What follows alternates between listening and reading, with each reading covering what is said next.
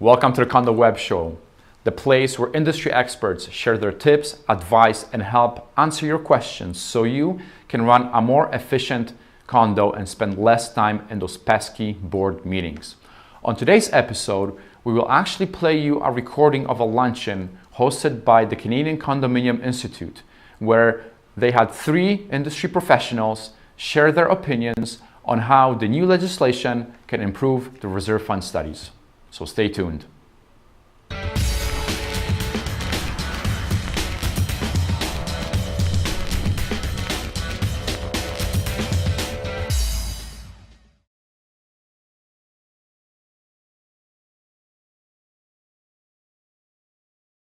Without further ado, please join me in welcoming our guests, our panel for today. Allan King, President of Wade Engineering, Harold Weidman from Reliance Asset Management, and Justin Tudor from Keller Engineering. So the 3 of these fellows put together a list of questions this past week, and here are some of the topics that will be discussed today. So, who is best suited to complete reserve fund studies? Engineers, architects, appraisers, certified reserve fund planners, or self-appointed experts?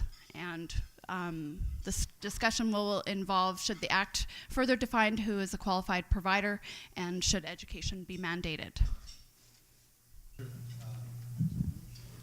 I guess it's a bit of a discussion that's been had for years and years and years regarding the either certification or educational requirements of reserve fund planners, or whether self-appointed experts or can qualify as a qualified person. I guess when we're looking at potential changes and things that we might look for, the benefit of either having specific designations that can provide these reserve fund studies, or some mandated education, is it takes the risk of hiring a self-appointed expert that isn't actually an expert away from the board, so that there is at least something that they can point to, either by education or by certification, that says this person is validated to provide these studies. And that might be certainly the benefit of this going forward. The obviously downsides are that it might limit the amount of providers that are certainly available, or develop a newer industry. Thoughts on that? Mm-hmm. Yeah, I echo that, and I think that the other thing, of course, I'm sitting between 2 engineers here, so I have to be careful what I say. But in essence, the thing is, it's very true that there has to be qualifications, there has to be standards that the providers are in fact following through on. And as a result, it's key that the other part of that, of course, is the level of experience that the individuals have, and also in particular the type of properties that are being looked at in terms of the planning. So I think that yes, I think there has to be some qualification as to that. And the other part of that too, of course, is that depending on the complexity, because in a reserve planning process, you have both the physical as well, and you're going to see this in a second on one of the slides, but physical versus the financial side of that coin. So you want somebody that's capable of doing and being able to carry out all of those functions in a proper manner. Good comments. One of the things that I like to focus on is the process of completing the reserve fund study, and who goes to site to do your reserve fund study on site before your information ends up being compiled in a report. So if you have, I really don't think that a single individual has all the skill sets. So what person is really competent with roofing and a mechanical system? What person really knows, the performance of your walls, and also is great with how your attic is performing? So I believe it should be a team of 2 or 3 people with the actual technical expertise to be able to inspect a roof. I certainly wouldn't condone flying a drone over it to get your opinion. I would like to have somebody walk on that roof, and you'll know whether it's organic shingle or whether it's a fiberglass shingle, whether you have cut edges in the valley, if they're sealed, what your maintenance requirements are. When you're also looking at a building, and after you've looked, and literally after you've looked at them every day for many years, when you walk on site, you can look and say, I have taken X buildings apart, and it's in the thousands for our group, and I know that detail always leaks. I know that you're going to have early failure on this unless you do such and such. So if you have people that are in the business of pulling things apart and repairing it, and they do your reserve fund study, and they notice something that is amiss, they can then come back to you and say, you know, we should look a little closer and maybe pull a bit of your building apart here and there. And if you do that, instead of in 2 years having $1 million special assessment, we might be able to go out and fix it in this year or next year for a tenth of that price. So you have not only a better estimate on the remaining life on the components on your building, which gives you better accuracy and better amounts of monies being described in how much you should have in the bank and how much your condo fee should be, or your portion for the reserve fund. And then, if you do bump into a problem that's a little bit more advanced, then you have the people that looking at it as a first look, and they can be talking to you along the lines of what you need to do next in your repair process. So I'm very, I have a very strong opinion that you want people that actually know buildings looking at them. And not just somebody that's taking pictures with a piece of software that can calculate the area and then they give you what the textbook says how long it's going to last. I disagree with that completely. That's my opinion.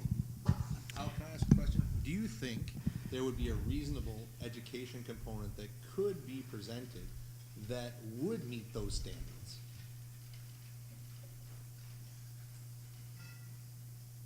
The educational aspect of meeting what I just talked about is called experience. Yeah. And so you're not going to learn it in a classroom. As a matter of fact, there is only a few schools that are starting to talk about building science and building envelope. And frankly, most of our problems on buildings are. Not all of them, but a lot of them is we've got this leak. And you know, what is it? The roof, ice damming, is it a window? Was a retrofit window stuck in a stucco wall? Is it a crack in the basement? Or in the foundation wall, those kind of things. So if those are the typical deficiencies and problems that turn up all the time, certainly there can be a course that tells you how to put that information together, what information to put together, but really understanding what you're talking about comes from experience. Well, it's no different now than it's been ever. You can't just kind of say, oh, I can do this because I can take a picture and put it into a document and type a few words. It's what you say and how long it's going to actually perform, its replacement cost. So on a replacement cost, well, what if we're doing 10 buildings a year where we're replacing windows and roofs and walls and stuff like that? It gives us the tendered pricing. We know what something's worth. We're not reading it out of a textbook. We're telling you because we do this every day, all day long, and we've been doing this for decades. Well, who else do you want doing that? A couple of things in that regard, and again, here's a situation where I'm not an engineer. However, I probably have about maybe 8 or 9 people behind me, so if I'm looking for mechanical engineer issues, then I deal with that. If I have building envelope issues, I know them when I come on site, so then now I'm going to say, okay, what we need to do is we need to do further investigation. We're going to maybe have to do some invasive testing. It very well may be that if you've got a system where I've seen situations where we've either decommissioned a pool for $1 million or continued it on and made all the necessary changes. In terms of geothermal, Is it commissioned? If it's not commissioned, then we have a major issue. And I know where the problems usually are relative to all of the things that have happened over the years that I've been doing this post-tension construction. You guys don't have very much of that in Edmonton, but it's very basically, I'm dealing with people that know exactly what they're doing, and they make the necessary reports. So all of these things all work together relative to what I need to do once I see something. Yes, do I need to get a roofing consultant? Do I need to get an engineer? That's basically where I'm working with the board to say, I think we need to deal with this issue or this issue here, because I've seen it. So I can walk into a property on a three-story building. Without going up there, I can say, let's go up to the third story, let's look at the elevator lobby, and let's check to see what kind of gaps you've got between your ceiling and your walls. And they say, well, how did you find that out? Well, I've been doing that type of building for that particular kind of a builder for a substantial period of time. I know exactly that, and then, sure enough. So there are things that you do, but experience, what Al's saying with regard to experience, and then being able to have quite a cross-section of people that can do specifics on certain things really is very, very important. And the other thing, too, is that one man can't be everybody to, everything to everybody. And I think that becomes very, very apparently true when you're starting to do this kind of work. The other thing is, too, is scope of work. Simple things like paint cycles. I know that you can get quotes of 150% difference. Well, what do you want, and how are you going to be specific? The same thing applies with windows. What kind of window do you want relative to what your costs are going to be? So all of these things have to be brought into play relative to what you're doing when you're starting to do these major replacements. So those are kind of things that you need to be very cognizant of, because they do change the flavor of the type of thing that you're putting in, as well as the amount of cost. Okay, I think we're going to have to move on to the next question. What is the difference between a reserve fund report versus a technical audit? And should the Act be more specific on what the definition is of a reserve fund study report? Absolutely. When reserve funds are done every 5 years, certainly new boards might come in and say, well, we have an engineer, we have an appraiser, we have an architect on site, let's look at everything. Let's find out all the problems in our building. And as much as that'd be ideal, and the more experienced your provider might be to determine these things and highlight areas, that's certainly not what the reserve fund study is envisioned as the Act. It gives us very limited guidance as to the thoroughness of how the building must be inspected, and the elements must be inspected. And with that in mind, and as there are several different providers that can provide a acceptable report, when we look at taking apart and repairing elements, as Al was saying, that's really getting into the technical audit aspect, saying what's wrong with these specific issues, not just saying here's the condition of your common elements, here's what the replacement's going to look like, and here's the cost and timing of the replacement, which is really the purpose of the reserve fund study. I'm not sure what the Act might say to help deliver this, because certainly just saying it's limited to visual assessments, and I think that's too limited. I think that we have to, as providers, be able to advise condominium boards that they should look at into more detail before finalizing the reserve fund studies, and maybe do a technical audit component. However, the wording would be hard to better define this without limiting it to something anybody could do.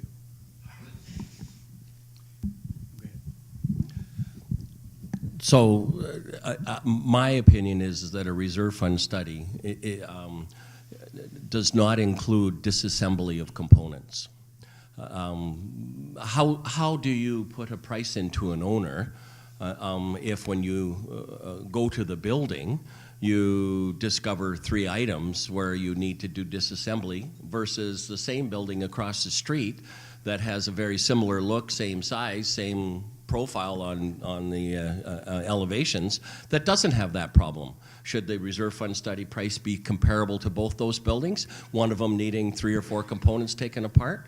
So my thoughts are that when you do the reserve fund study, you put in everything you can as best as you can, but what you need to do is say, we recommend that you have a more thorough inspection by cutting some test holes through the stucco below your balconies, or doing a couple of cut tests on your flat roofing to see if indeed it is full of water, or perform an infrared scan. So the reserve fund study life cycle costs what you can see.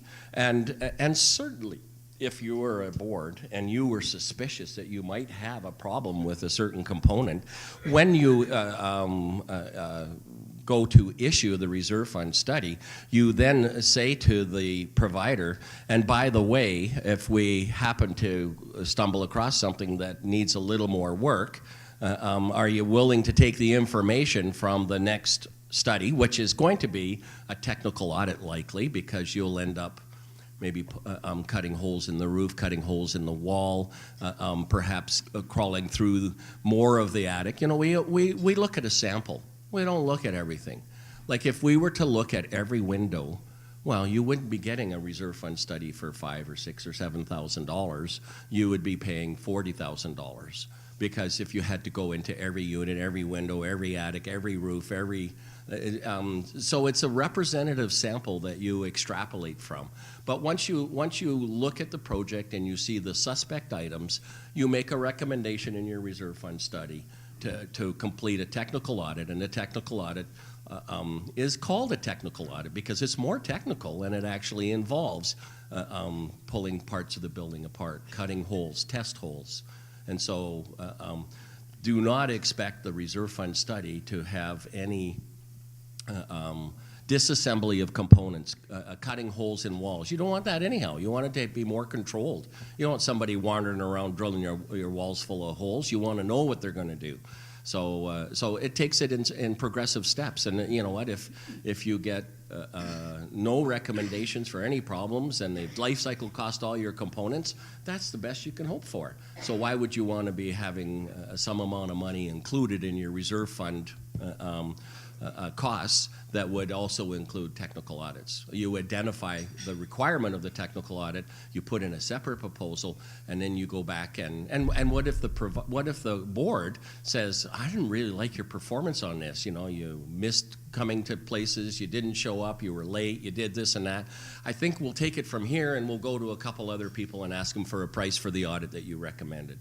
You know, it leaves you that option. You're open for choosing another person to go the next step if you so wish. So I think reserve fund studies are a visual review, and you life cycle cost the components that you can see. Okay. So I'm with you there. Like, I think the reserve fund study is visual. Often the recommendation to get a technical audit on specific things is in the text, and people don't have time to read. And so most purchasers, most board people, when they go to budget time, they look at the financial aspect. That's at the end of the reserve fund study to say, okay, what are we supposed to spend money on this year? If that technical audit is not like flagged on that financial spreadsheet as, there's no money here for this because we didn't know how much this would cost, therefore, if there's problems with this, you haven't done your due diligence to get the technical audit, and we're sort of washing our hands of that. That needs to show up, I think, somewhere on that spreadsheet, so that all purchasers and all board members have one place where they can see, oh, yes, this is how much it costs for these three things, but the board hasn't, or maybe in the process of addressing these 5 things that were a problem. So it sounds like you want everybody to do their reserve fund study like we do. So in our study, after you get past the second page, there's a summary of concerns. Then when you get further into the document, there's a few pictures, and there's what was seen and maybe some guidelines of moving forward. But yes, it's good to be able to have an executive summary at the front of the study. And so what you're talking about is the presentation of the information, not necessarily the information, which we have a slide coming up shortly that will address some of that. Would anybody else like to comment? Just the fact that you're absolutely right. Now we do it. We have a recommendation right at the summary as well, and it's very, very detailed. That listen, these are the things that we still need to do. Check, check, check, check. But that still may not necessarily be good enough, because what you're saying is, does anybody read that? And so the thing is that at that point in time, we're saying these are the outstanding issues that the board is in the process. But we also give, the thing is, when you say something like that, and if it's an assumption or whatever you want to call it, you also have to tell the reader exactly what the implications are. If you don't, then the thing is, yeah, you're leaving them, you're not giving them the full detail. So I think that's a good point, and relative to that. Now, when we go to work with the boards, we want them to get the preliminary building envelope review, or whatever you want to call it, or so it's really critical, and we try to work with them. We'd like to have as much possible time so we can get this whole process in place and get all our ducks in a row so that we now know where we are relative to that, and there's no more surprises. But in many cases, that may not necessarily work out in terms of timing, but we really do push that issue. And yes, we make sure that if they're not prepared to do that, we're certainly putting it in the report. But good point. Okay, we have to move on to the next question. So, is the reserve fund study an engineering document? Should it be called that? What should it be called? Al's got a really good answer that I agree on this, so I'll let him jump to it. You know his answer? Oh, okay. We have colluded on this opinion only. Who, in my humble opinion, who's best to do a reserve fund study? And I actually believe engineering people, because of our knowledge of components. Unless, of course, you're hiring engineering people and you're just a document provider, and you assemble all the information. So what is an engineering document? So if you go to, and I should have brought this, but there's a definition of what is engineering by its provincial legislation. And it boils down to, there's kind of a clause, and then there's a part A and a part B, and it reads something like, the building code, where, it's this, and as long as it adheres to this and this. And it finally ends up saying that it's only an engineering document if it has calculations in it from physics, mathematics, and chemistry. So when I look at some of the work that we do, and particularly in a reserve fund study, a lot of it is experiential. What engineering phenomena, other than gravity, is involved in water draining off a balcony and rotting the walls out? Like if you've had the experience of inspecting this 1,000 times, and you can see that the stucco has gone through some freeze-thaw spalling, and it's a little grubby looking, and you can say, what, I think water's leaking in there, and you look at the balcony and see some puddle stainings on the side of it. Well, what part of that is engineering? It's experience.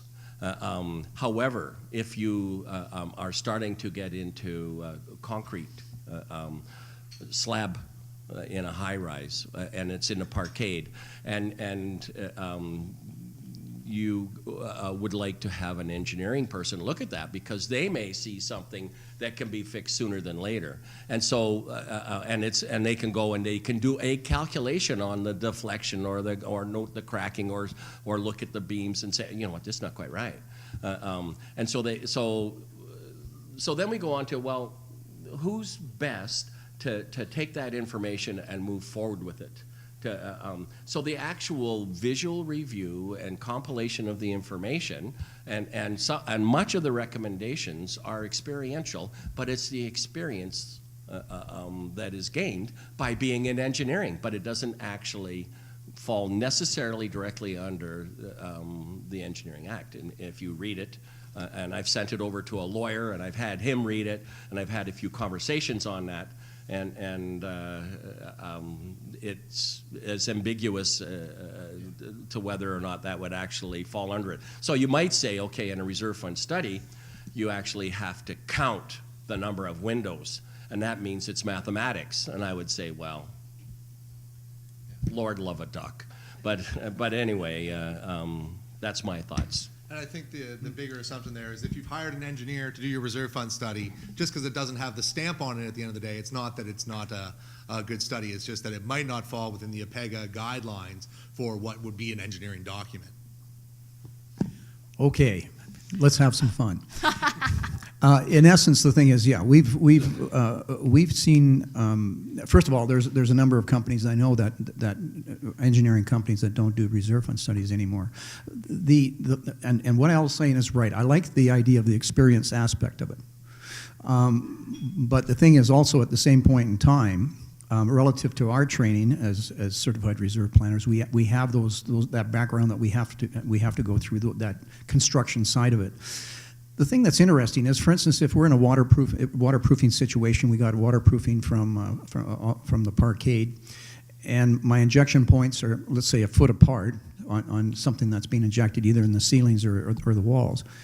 And/or the things that you've got cracks, or you've got trays that are draining water away, or you've got other issues where you've got rust coming down on top of cars in a parkade. Well, those things are very much visual. So yeah, I have a good idea about what I'm going to do. Now, the thing about it is too is that at that point in time, I will probably call for a technical audit. But the other part of that equation is this: is what I'll do is I'll work with the board, because I want them to know they're going to get the technical audit. But I'm also going to indicate to them the questions that they should be asking back relative to what I see. So I've read hundreds and hundreds and hundreds of technical audits. So I have a pretty good idea how that's going to all play out. But the thing is, at the same point in time, when the board gets it, and I've seen this happen on a number of occasions where they're nickel and dime to get, they got one report after the next report after the next on the same particular problem. So the point is this, is that from my standpoint, I'm going to step in and I'm going to say, listen, you need to ask them these questions, these pertinent questions, make sure that everything is good. So there are some issues that do come up. Now, I still go back to what Al's saying in terms of experience. Yeah, the engineers are doing that. They're tearing those things apart every day. But again, basically that's the same thing that I do. I look at those things and I try to determine what's causing all those problems. Is it negative drainage? Are they just caulking between the dissimilar materials on decks? What's going on relative to that in terms of the interface or in the detail? So do I have all the answers? No, but I can tell you that at that point in time, I know exactly what I'm going to do. Then you can sit back and say, okay, now you can pick and choose, because we are consultants. We're not contractors. You have to know the difference between a contractor and a consultant.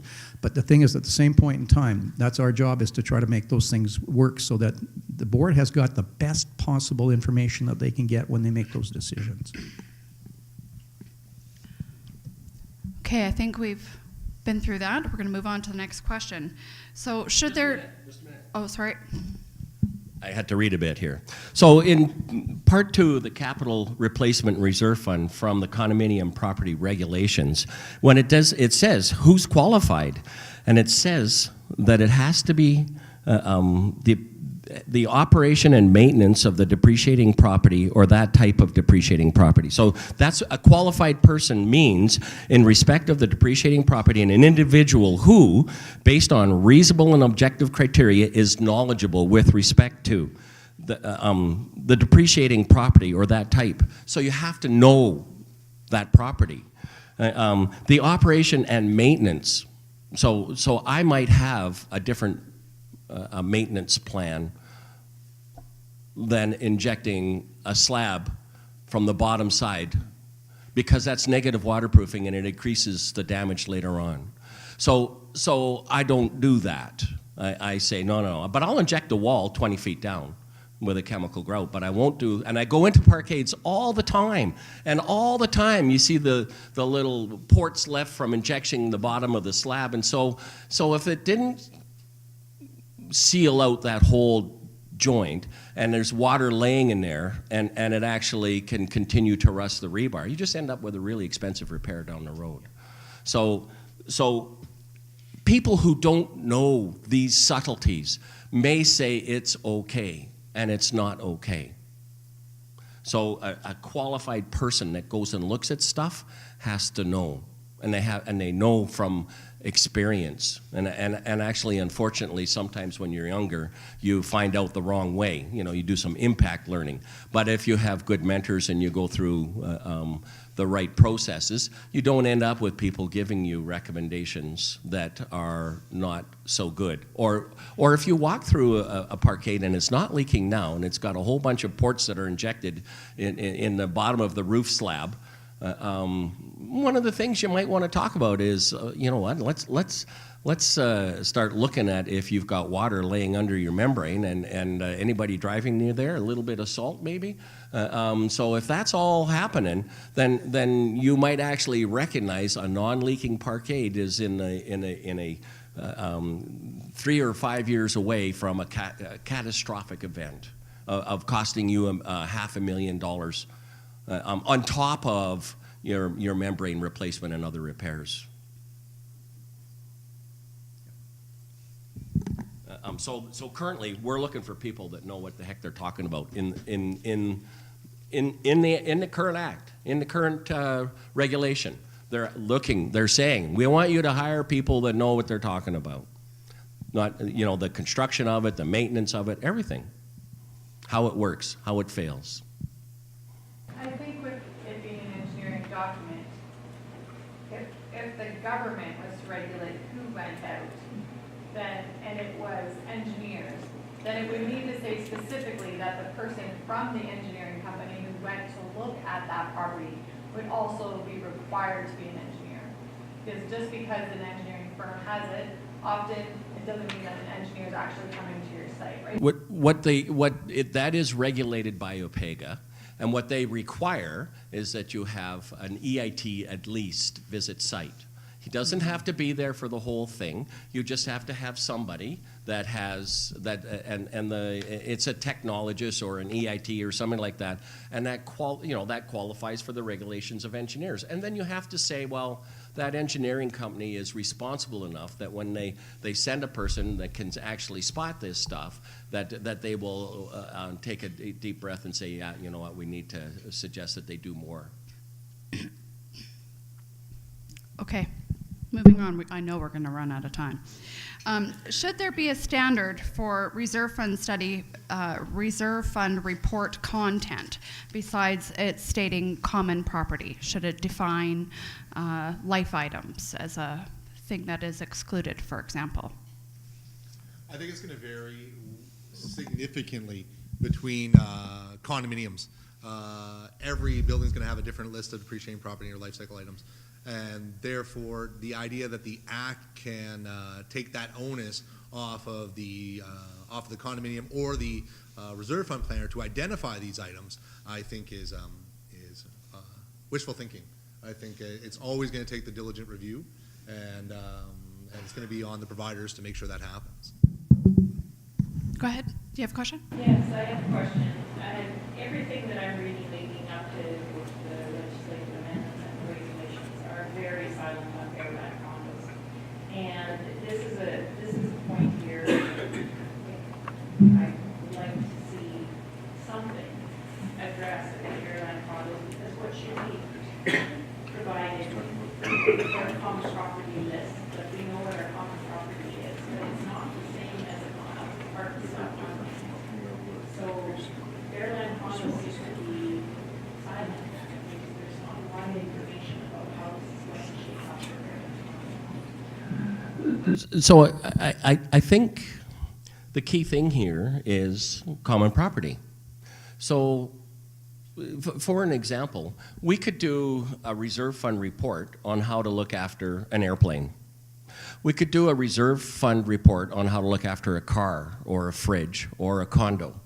And so it's selecting the components that fund is designed to maintain and repair.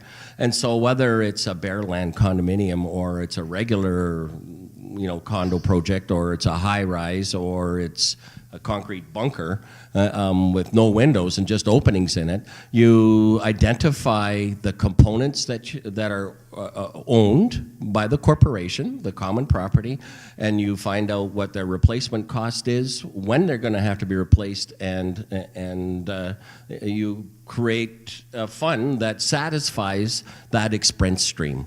And so if you're in a Bearland, what I have seen some people with Bearland is when they've asked for their study, they've actually said, okay, well, this is what's our bylaws say that is in our common property, but we want you to add the roof and the walls and the windows. And that was a choice by the people that were hiring us, and they could do that because it makes sense to look after everything that way, because you have continuity and you protect the curbside appeal and all those kind of things, and you get volume discount if you do all your roofs and all your walls and all your windows at the same time, or each component at the same time. So I think the key thing is that that it says the components, you know, and it's defining what those components are, and then you I don't think you're missing the boat. Actually, two things. One, in a bare land, of course, the thing is you have that thing called managed property. And inside the managed property, you have various items that may be listed, roofs, windows, things of that nature. So that's one area that you certainly want to focus on, because in that regard, the bylaws are a little bit more specific, I think, than what you do in a conventional. The other part of that too is that the only thing that I would say as part of that question or that thing in terms of the Act, and I can't quite recall if the BC Strata has that very thing where they do itemize certain things, because you will get, and I've seen it before, where you'll get a particular component where they'll say, no, we don't want that included in there. Balconies, membranes, balcony membranes. So what happens then at that point in time if they're saying, no, we'll take that out of a general fund, or we're going to have that out of a specific maintenance fund, or however you want to place it. So the thing is, again, here we go. The thing is it saying in the Act that you either you must deal with it, or you must tell somebody about it, or you must include it? I think that's the only area that I'd sort of wonder about, because the fact is that if there's a very general levels that need to be addressed. I've seen it before where the boards will say, no, we don't want that put in here. Let's just leave that out. Okay, that's fine. So that sort of thing. But those two things. One is do look at your managed property, because that really, in your bylaws, is really critical. A lot of times we're sending off almost, I'd say either 1 to 2 sets of bylaws a week in terms of either managed property or the definition of what a window is. And we normally get back, even the results from the lawyers are saying, we don't know. Well, we don't know how this, you know, it's difficult to read it and interpret it. And when the board starts to do that, I say, stop. You're a layman, I'm not a lawyer. We need to get the legal decision before I can go ahead and say those windows and doors are out or in. Now, on the bare lands, it's a little bit different, because, like I say, you have to look at that managed property. And then what else is, in terms of the common, well, yes, of course you have to have that. That came out of the Shores decision. Okay, moving on to the next question. Should reserve fund studies be updated more frequently? Right now, the current legislation is every 5 years. Other provinces have different legislation requirements. What are your thoughts on that? So the Act currently says it has to happen at least every 5 years. Certainly, it's the board's prerogatives to do that earlier, and we've certainly seen a lot of boards choose to do that, specifically if they have just completed or are about to complete a significant capital project. So there's other boards that do an annual update every year, but usually strictly a financial update. So no site visit, but here's what we spent, here's the work we did, here's how much we have left in the bank. Is our plan still good? Are we still on track? And that can be done annually, that can be done whenever. Whether the question is that the Act needs to move up reserve funds, the two suggestions here are annually or every 3 years. Annually, I think everybody would agree would be excessive for a full report.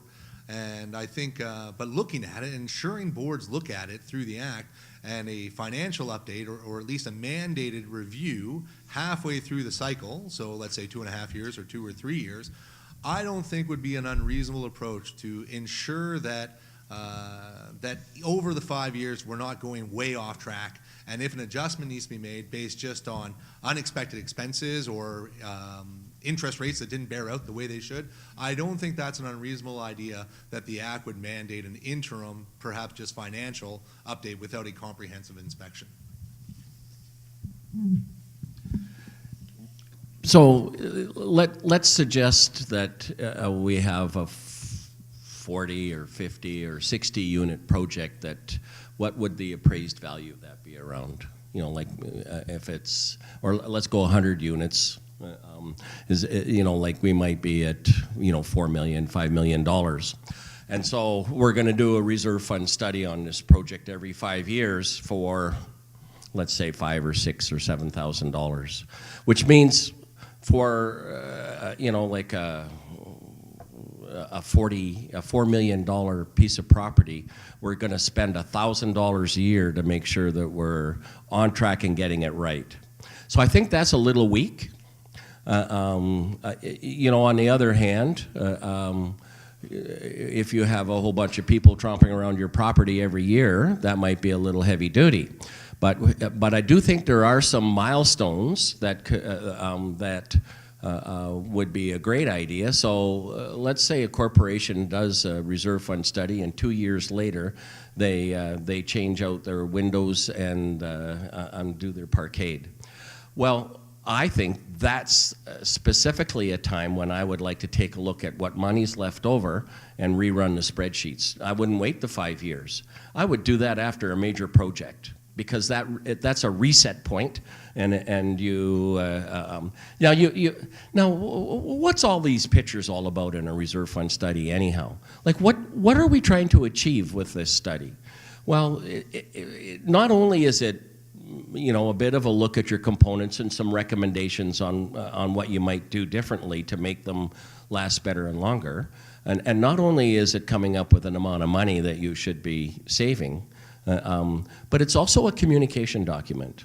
It has pictures in there so that the best study will be understood by a majority of the people that live there. And the studies that have tables in it that if you turn it one way and it means one thing, and turn it another way and the numbers mean something else, and both of those are accurate, well, geez, that just gives me a headache. And so it's just clearly presenting the information with a few pictures, and not just pictures of what's bad.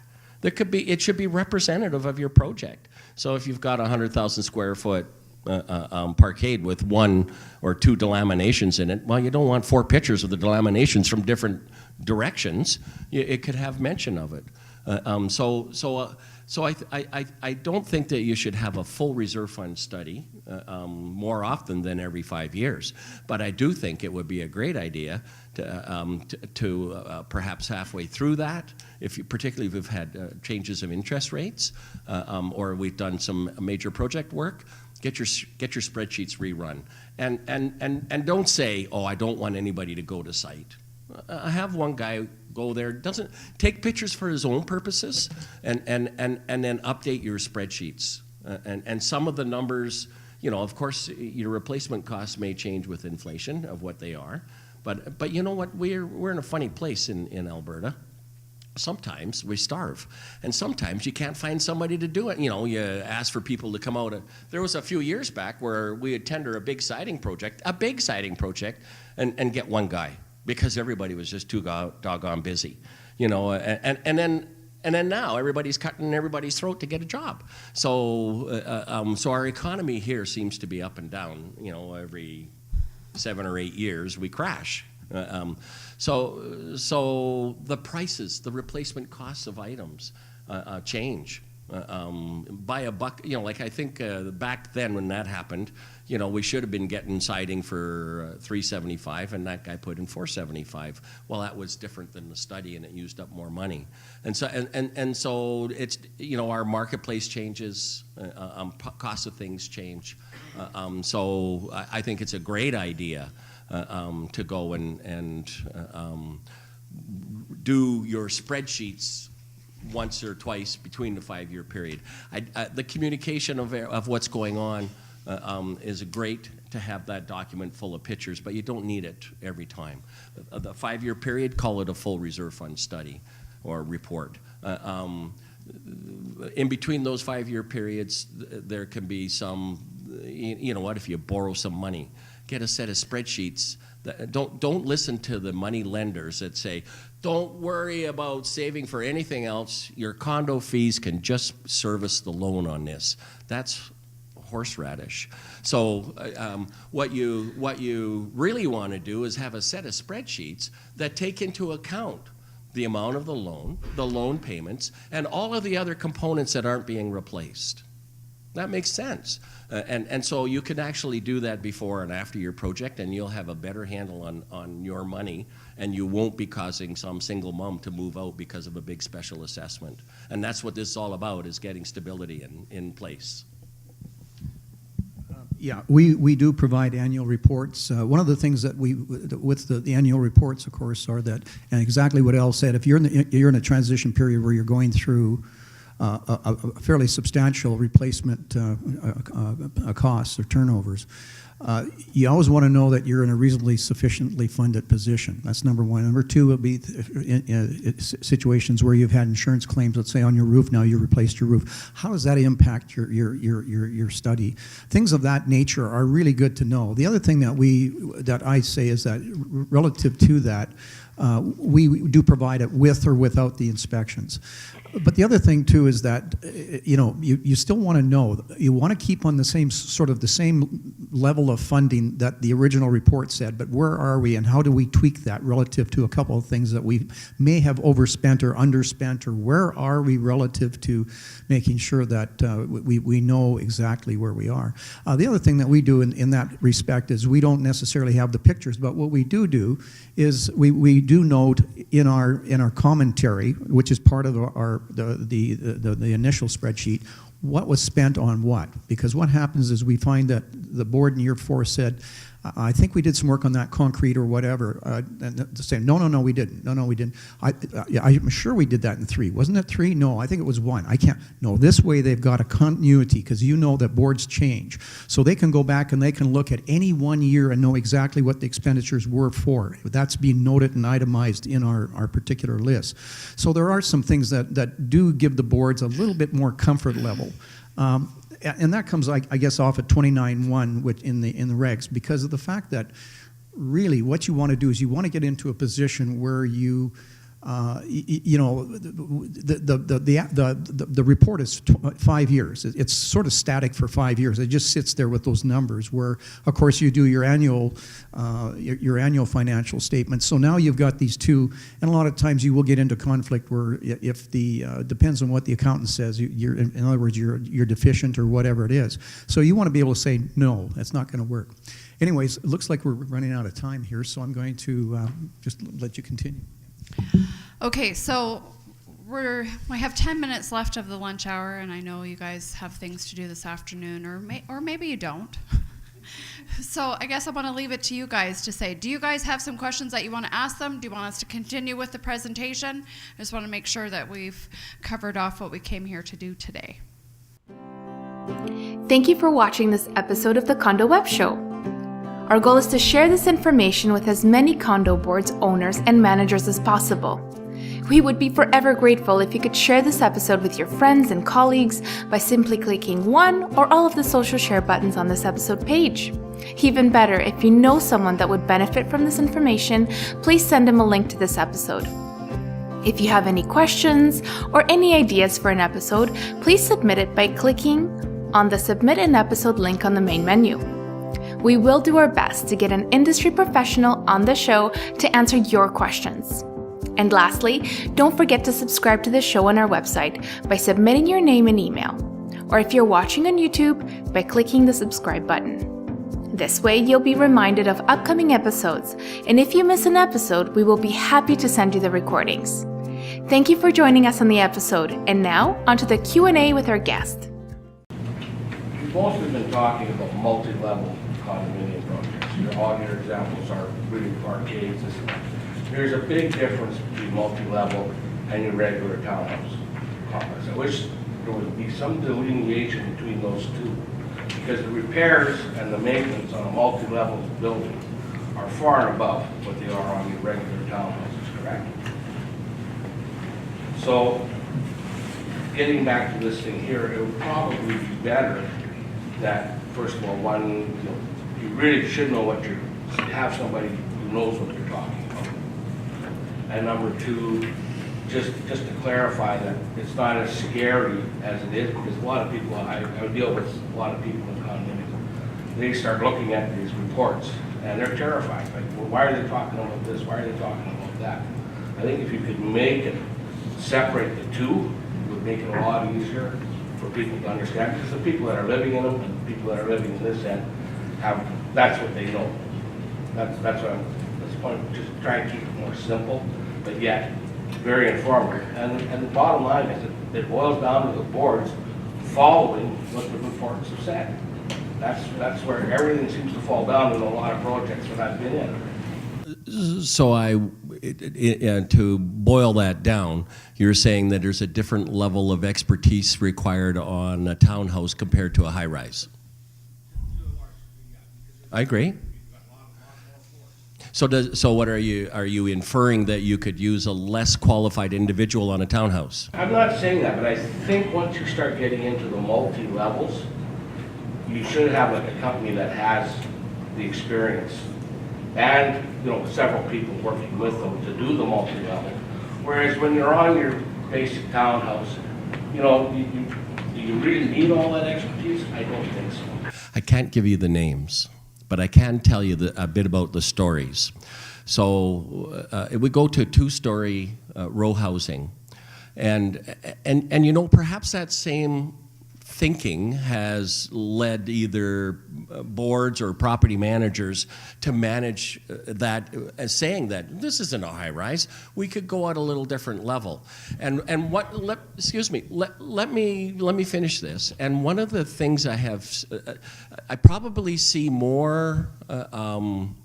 I don't want to use the word atrocities. I see more things that are done wrong that waste money on townhouses than I see anywhere else. And I'll go particularly to windows and specifically stucco.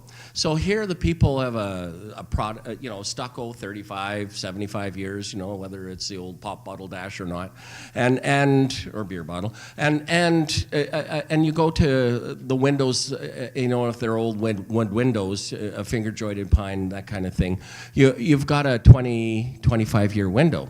So that's in stucco with building paper behind it. And so, okay, what's the proper process? Well, we should tie our weather-resistant barrier, the building paper, Tyvek, whatever, into the window. And instead, they take a Sawzall and chop the old window out, and then push in a plastic window and caulk it. And what are they caulking from? From PVC with a high coefficient of thermal expansion to concrete that is way slower when the sun shines on it to move. And you're caulking to a surface where sometimes the stucco is kind of sandy and a little more sand in it, and it's porous. And water penetrates into the stucco and blows out with a vapor pressure. And you're going to try to seal that with a caulking bead. And the same people on the board that made that great recommendation and saved $100 a window or $150 a window move or aren't on the board and forget about it. And you're depending on a bead of caulking on either to old cedar or stucco. And then 3 years or 5 years later, the water is blowing past that stucco and filling up the wall cavity, and it's an extra $1 million. I can give you a list of 10 right now. I can't tell you the names, but I can tell you that there they are. And this is penny wise and pound foolish. And so would those people now wish that they had paid an extra $1,000 for their study and missed the $1 million special assessment? I think so. Yeah. Anybody else want to? Yeah. I might even elaborate just on specifically with reserve fund studies and how they should be updated and reviewed with respect to bare land and townhouse and high-rise condominiums. Although certainly high-rise condominiums have many more items that have to be funded and addressed, the impact of a error on a townhouse condominium's roof, which is a significant product, or the windows, the impact of that error is felt more aggressively in a townhouse condominium because there isn't as many other projects to share the burden of that error around. So if there's only 15 elements on a townhouse and one goes over budget by 30%, that might mean a real adjustment to a reserve fund plan, whereas that same overrun on a high-rise tower, which has a reserve 4 times the size, can be mitigated a lot more easily.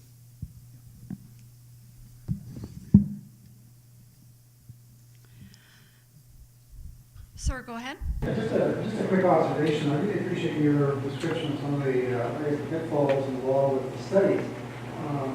I'm also sensitive to the need to try to make the study reports as clear as possible for the condo boards and so on. Because in my experience in chairing the board for a couple of years, we have a lot of problems getting people to understand the implications of the reserve fund study. And some of the very basics that are required as part of the statutory expectations.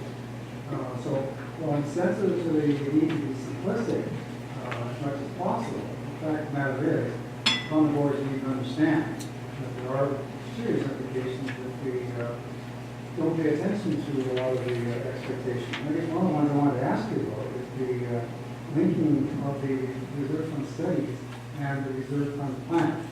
The planning aspect you've alluded to, I think you've commented on that a number of times this afternoon. But I guess I'm looking at the one question that's asked you. Should the 5-year plan be completed in conjunction with the reserve fund report? The obvious answer is yes. I mean, it's required by statute. But can you comment on that further? Because I think our board has had a lot of problems with that. I've chaired a board that didn't even know that they had to have a reserve fund report. And then once we get into the basics of planning and looking at the elements of planning, we have a difference of the planning. That was still having a challenge.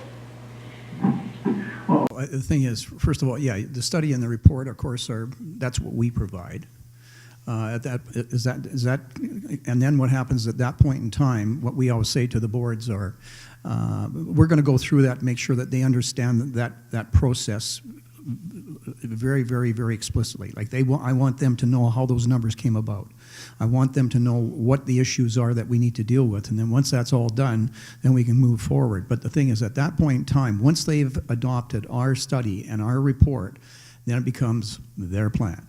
And so the thing is, and then it becomes really incumbent. And just like Al said, there's a lot of the issues where they just don't follow it. And it's hard to understand.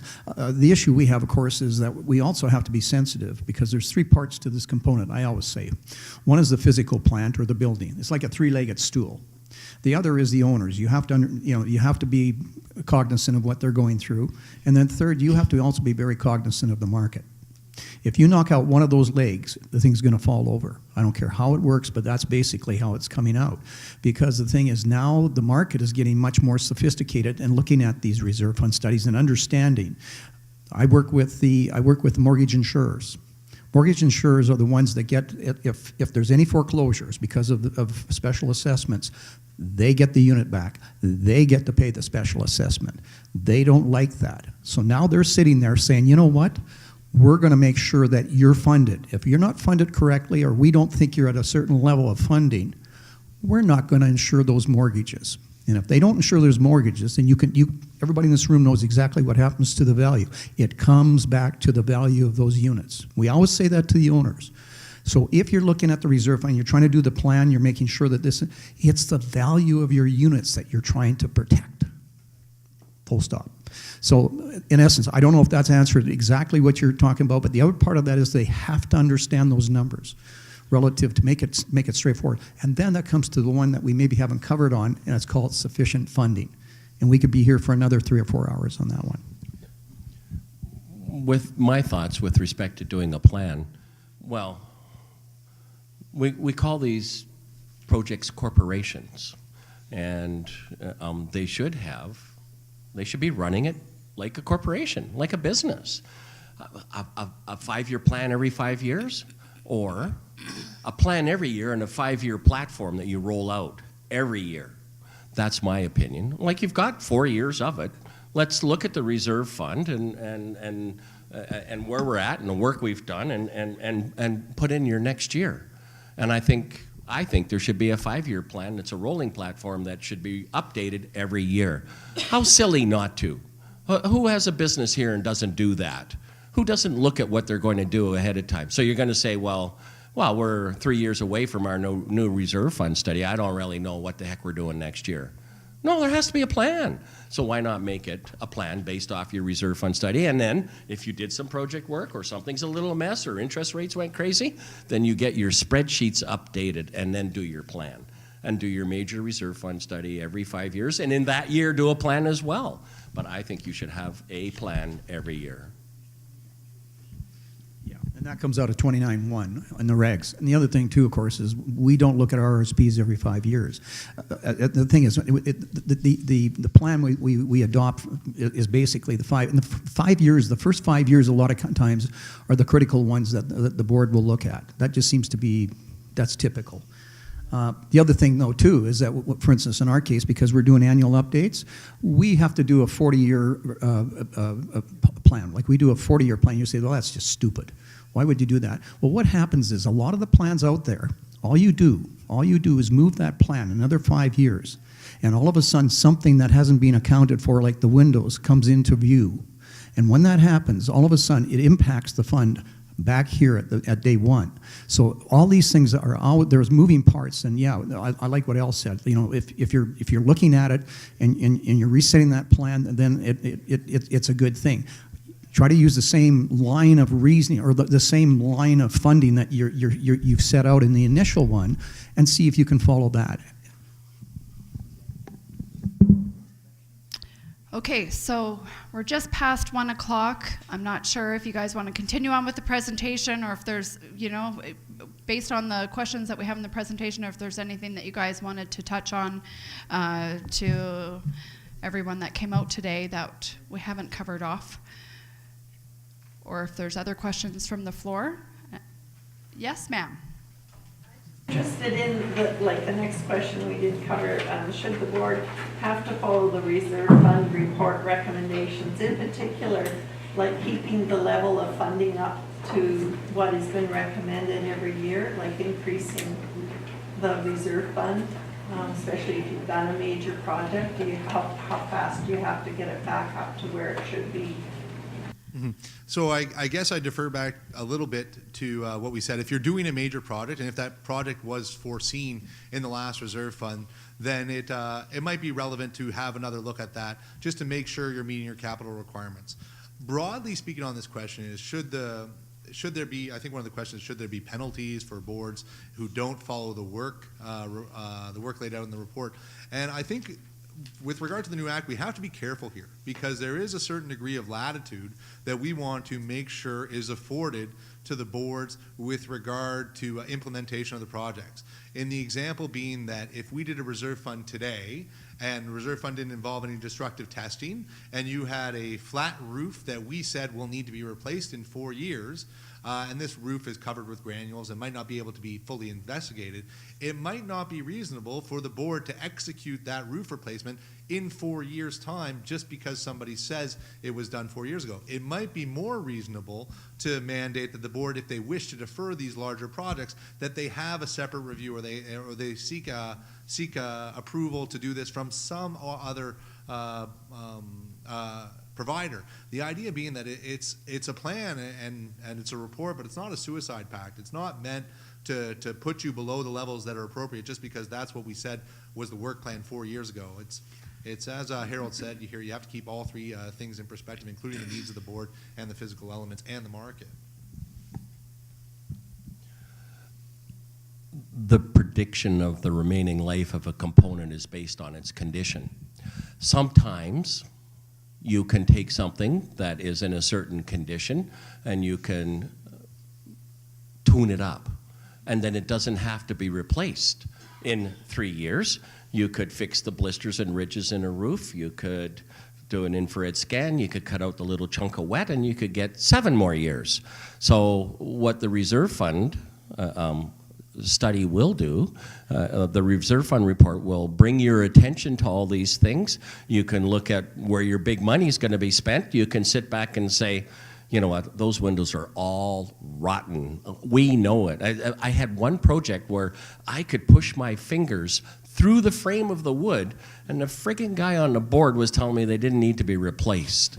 Well, I know he's dead now, and I know where he is. So...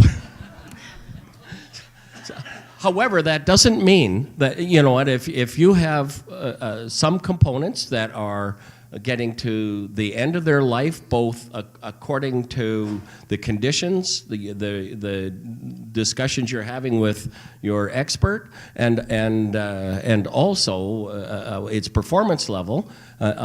It's not wrong to, maybe sometimes it's so far gone and you absolutely know, but you know what, if it's a roof and it's 27 years old, or if it's wood windows and they're made out of fir, instead of pine, well, a 30-year-old fir window is in better shape than a 15-year-old or 20-year-old window frame that's made out of wood, or some of the PVC windows that never ever got a CSA standard may not, be very long-lasting.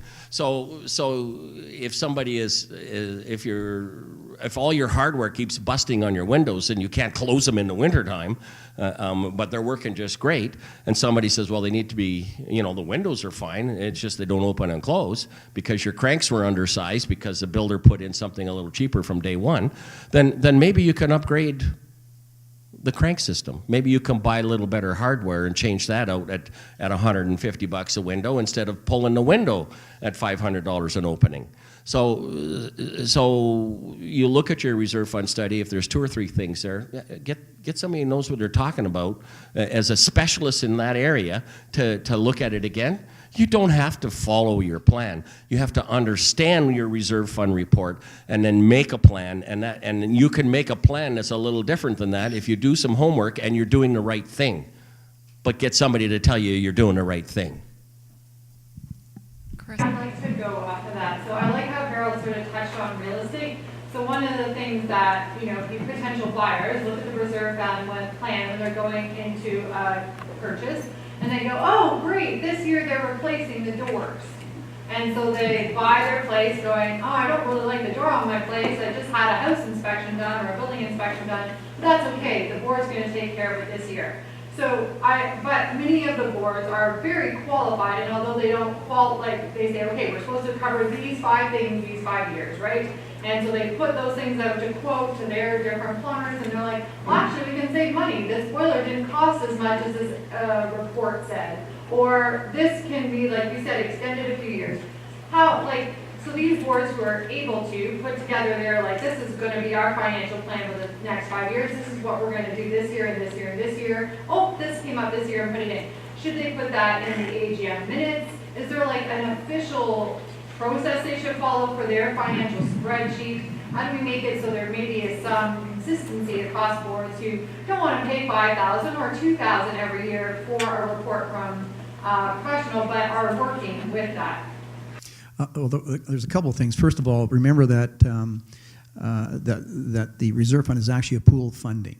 So that's the first thing. It's a big pot of money, and just like Justin said, it depends on the number of people and how you grab the money out of that pot.